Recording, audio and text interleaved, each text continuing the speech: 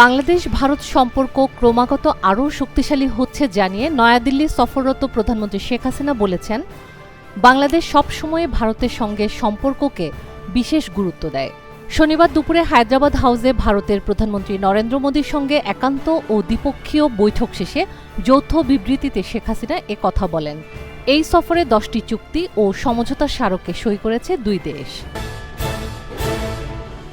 বাংলাদেশের রাজনীতিবিদদের দুর্নীতিবাজ ও ব্যর্থ প্রমাণ করতে কিছু মানুষ উঠে পড়ে লেগেছে বলে মন্তব্য করেছেন আওয়ামী লীগের সাধারণ সম্পাদক ওবায়দুল কাদের। শুক্রবার আওয়ামী লীগের ৭৫তম প্রতিষ্ঠাবার্ষিকী উপলক্ষে আয়োজিত আলোচনা সভা শেষে কাদের বলেন, ১-১১ সময়ে যেটা দেখেছি সেটা হলো সুপরিকল্পিতভাবে দেশের রাজনীতিবিদদের নিন্দিত করা, কুৎসা রটানো। রাজনীতিবিদেরা এদের স্বাধীন করেছে, এখন দেশের উন্নয়ন করছে। ঈদের ছুটি শেষে রাজধানী ঢাকাসহ নিজ নিজ গন্তব্যে ফিরছেন মানুষ।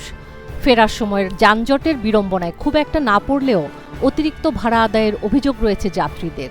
পর্যাপ্ত গাড়ি না থাকার অজুহাতে কাউন্টারগুলো থেকে চাওয়া হচ্ছে অতিরিক্ত ভাড়া। কোনো উপায় না পেয়ে যাত্রীরাও বাধ্য হয়ে টিকিট কাটছেন।